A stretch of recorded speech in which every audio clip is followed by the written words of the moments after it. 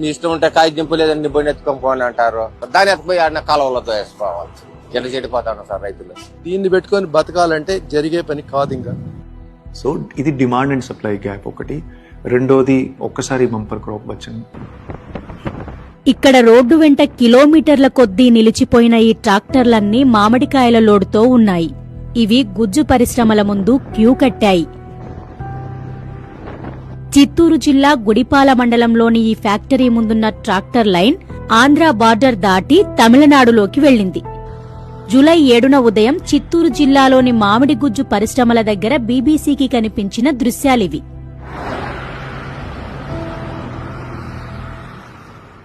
కాయ ఎత్తుకొచ్చి 3 రోజులు అవుతా ఉంది. ఇంతవరకు రండా అని అనలేదు. మా పరిస్థితి ఉండాది. ఏమైనా పోయి ర్యాంప్ మాకు అన్లోడ్ చేయండి బిండి అని అడిగితే నీ ఇష్టం ఉంటే కాయ దింపలేదని బండి ఎత్తుకొని పోని అంటారు. అటని గమ్మున రోడ్డు మీద పెట్టుకొని కాసుకున్నాము.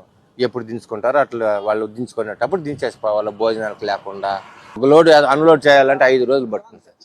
5 రోజులు బట్టి అప్పుడు అర్థం మాగిపోయింది సార్. అట్లా దాన్ని మాగిపోయిన దాన్ని పట్టల కింద కట్టుకునే దాన్ని ఏమవుతుంది, ఉడికిపోతుంది. మాగిపోయిన దాన్ని రిటర్న్ మళ్ళీ బండిలోకి వేస్తారు. మేమేమి చేసేది ఇంకేడన్నా పోతే రిజెంట్ చేసేది అర్థం బండిలోకి అర్థం ఫ్యాక్టరీలోకి ఇట్లా దాన్ని ఎత్తుకుపోయి ఆడిన కాలువలతో వేసుకోవాలి.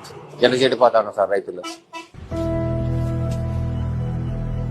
ధరలు పడిపోయి కాయలు అమ్మలేక, క్యూలో రోజుల తరబడి వేచి చూడలేక ఇలా మామిడి చెట్లనే నరికేస్తున్నారు కొందరు రైతులు.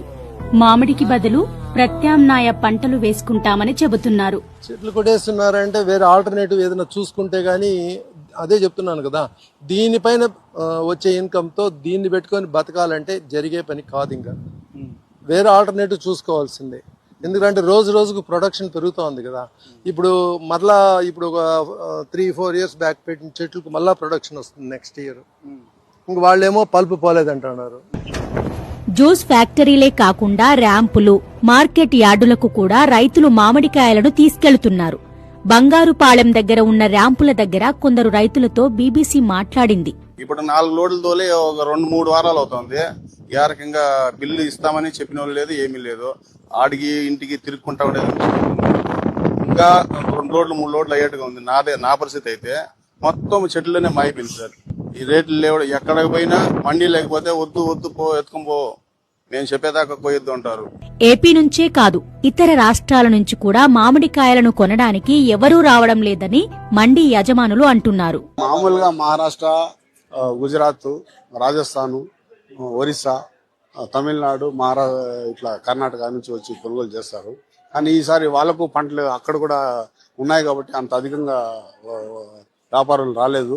దానివల్ల ఇక్కడ పంట ఎక్కువగా ఉంది కాబట్టి చాలా మంది రైతులు ఇబ్బంది పడుతున్నారు. ప్రభుత్వం మాత్రం దిగుబడులు అధికంగా రావడం, గుజ్జుకు డిమాండ్ తగ్గడమే దీనికి కారణమంటోంది. మామిడి రైతులను ఆదుకునేందుకు సబ్సిడీ కూడా ఇస్తున్నామని చెబుతోంది. గత సంవత్సరం మొత్తం అస్టువైల్ చిత్తూరు అంటే తిరుపతి, అన్నమయ్య అండ్ చిత్తూరు చూస్తే 2,50,000 మెట్రిక్ టన్ వరకు ప్రొడక్షన్ వచ్చింది. ఈసారి 6 లక్షల వరకు ప్రొడక్షన్ వచ్చింది. సో 3 టైమ్స్ ప్రొడక్షన్ కూడా పెరిగింది. చిత్తూరు జిల్లాలో ఒక 3,75,000 మెట్రిక్ టన్ వరకు ప్రొక్యూర్మెంట్ ఒక ఆలోచన ఉంది. ఈ 3,75,000 నుంచి ఇప్పుడు వరకు చూస్తే 2,42,000 మెట్రిక్ టన్ పూర్తి చేయడం జరిగింది. ఆల్మోస్ట్ 65% పూర్తి చేశాం. ప్రతిరోజు 3% ప్రొక్యూర్ చేస్తున్నాం. ప్రతిరోజు ఒక 10 నుంచి 12,000 మెట్రిక్ టన్ ఫ్యాక్టరీస్ కానీ, ఇక్కడ మార్కెట్ ట్రేడర్స్ కానీ అక్కడ అమ్మడం కొనడం జరుగుతుంది. మ్యాంగో బోర్డు ఏర్పాటుకు కూడా ప్రతిపాదనలు పంపామని కలెక్టర్ చెప్పారు.